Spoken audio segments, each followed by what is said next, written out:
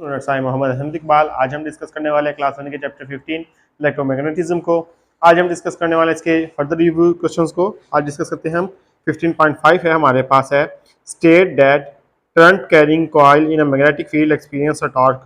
यानी कि हमने स्टेट करना है कि करंट कैरिंग कॉइल जो होती है वो क्या करती है, एक्सपीरियंस करती है टॉर्क को। हमने क्या किया था अपने लेक्चर में, एक्सपेरिमेंटली किया था कि इसको एक डायग्राम बनाई थी कि हमारे पास क्या थे कि दो मैग्नेट के पोल लिए थे, एक नॉर्थ पोल था एक साउथ पोल था। उसने क्या किया था कि करंट कैरिंग कॉइल को रखा था, कॉइल बनाई थी, लूप बनाया था, उसको कनेक्ट किया था बैटरी के एंड के साथ, एक पॉजिटिव टर्मिनल के साथ, एक नेगेटिव टर्मिनल के साथ एक स्विच किया था। जैसे हमने स्विच ऑन किया था तो उससे क्या हुआ था कि उसमें करंट गुजरा है, तो उस करंट की जब वायर कंडक्टर से वायर से करंट गुजरता है तो उसकी क्या एक इलेक्ट्रोमैग्नेटिक फील्ड प्रोड्यूस होती है।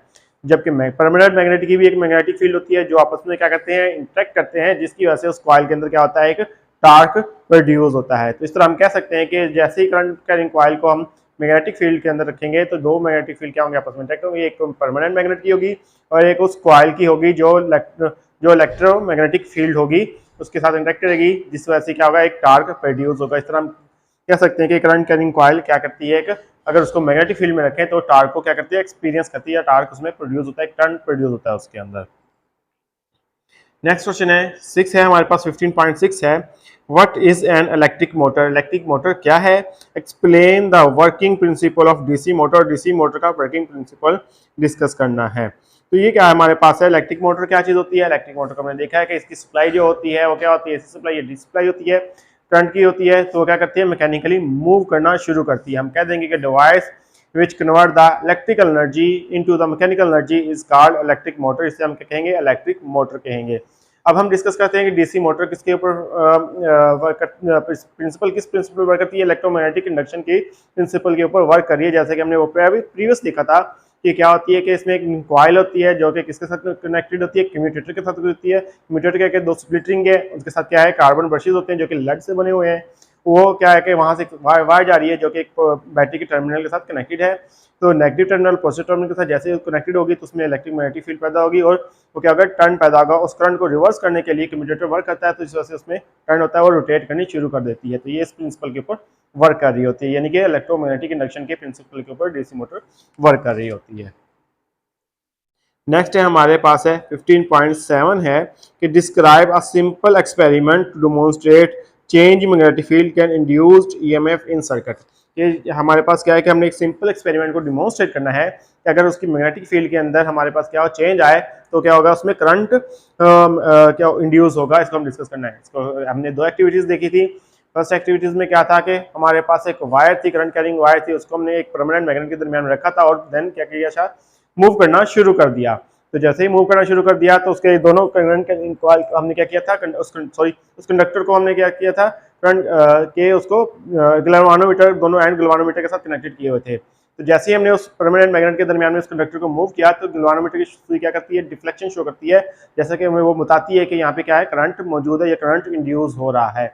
इसी तरह एक कॉइल बनाई, एक कॉइल बनाने के बाद हमने क्या लिया, एक परमानेंट मैग्नेट लिया, परमानेंट मैग्नेट को क्या किया, मूव करवाना शुरू कर दिया उस कॉइल में। जैसे ही परमानेंट मैग्नेट को मूव करवाना शुरू किया तो उसकी मैग्नेटिक फील्ड के अंदर क्या आया, चेंज आया।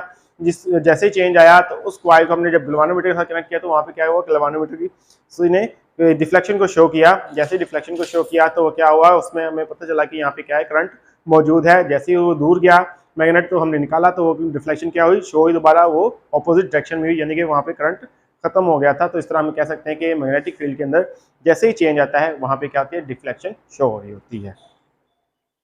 नेक्स्ट क्वेश्चन है 15.8 है what are the factors which affect the magnitude of EMF induced in circuit by a changing magnetic field। यानी कि कौन से इफेक्ट हैं कि जो क्या कहते हैं, EMF जो इंड्यूस होता है उसकी मैग्नीट्यूड को इफेक्ट करते हैं। इसमें कौन कौन से फैक्टर हमने डिस्कस किए थे कि एरिया ऑफ द कॉइल, जैसे एरिया ऑफ द कॉइल क्या होगा, इंक्रीज होगा, मैग्नेटिक फील्ड क्या उसका EMF क्या होगा, इंड्यूस मैग्नीट्यूड क्या होगा, इंड्यूस EMF का इंक्रीज हो जाएगा। इसके अलावा नंबर ऑफ लूप्स या नंबर ऑफ टर्न्स होंगे, जैसे ही कॉइल के इंक्रीज होंगे वैसे वैसे ही क्या होगा, उसमें उसकी मैग्नेटिक फील्ड स्ट्रॉन्ग होगी, साथ ही साथ इंड्यूस ईएमएफ इंक्रीज होगा। इसके अलावा थर्ड फिनोमेना क्या था इसका कि जैसे ही इसके अंदर जो करंट हो रहा है गुजर रहा है इस कॉइल के अंदर से, वो इंक्रीज होगा, वैसे ही इसका क्या होगा, इंड्यूस्ड ईएमएफ का मैग्नीट्यूड क्या हो जाएगा, इंक्रीज हो जाएगा। ये फैक्टर था जिसको हमने क्या किया था, डिस्कस किए थे। नेक्स्ट है हमारे पास है कि व्हाट आर द, हमारे पास क्या है कि 59.9 है question, describe the direction of induced EMF in the circuit. हमने इंड्यूस्ड ईएमएफ को की डायरेक्शन को फाइंड करना है इन द सर्किट।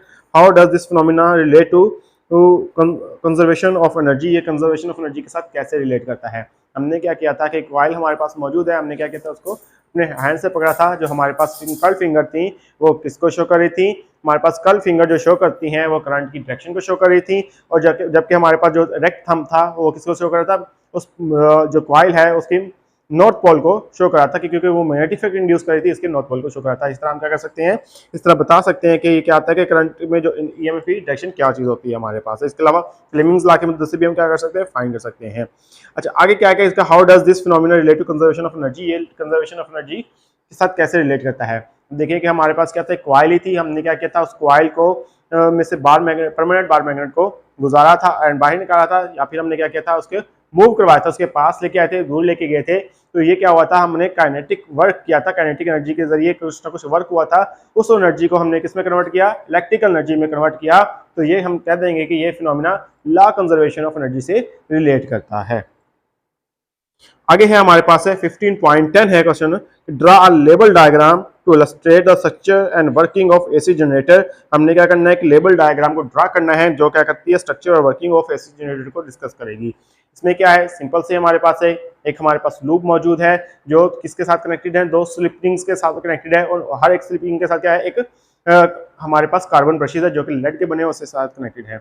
इसके अलावा क्या आ जाएंगे, जो हमारे पास दो परमानेंट मैग्नेट है, एक परमानेंट, दो परमानेंट मैग्नेट के पोल आगे हैं, एक नॉर्थ पोल आ गया, एक साउथ पोल आ गया है। तो क्या होगा हमारे पास, और जो हमारे पास जो कॉइल है जो क्या किसके साथ कनेक्टेड है, वो एक एसी सोर्स के साथ क्या कनेक्टेड, एक आउटपुट के साथ कनेक्टेड है। जिस तरह वो हमारे पास क्या कर रही है, रोटेट हो रही है, वैसे ही उसके अंदर क्या हो रहा है, करंट इंड्यूस हो रहा है, जो करंट क्या आ रहा है वो सर्किट में जा रहा है। तो ये हमारे पास है इसकी स्ट्रक्चर डायग्राम और इसकी लेवल डायग्राम है, उसकी वर्किंग थी हमारे पास है। आई होप स्टूडेंट्स आपको आज का लेक्चर समझ आया होगा। आज के लिए इतना काफ़ी है। अल्लाह हाफिज़।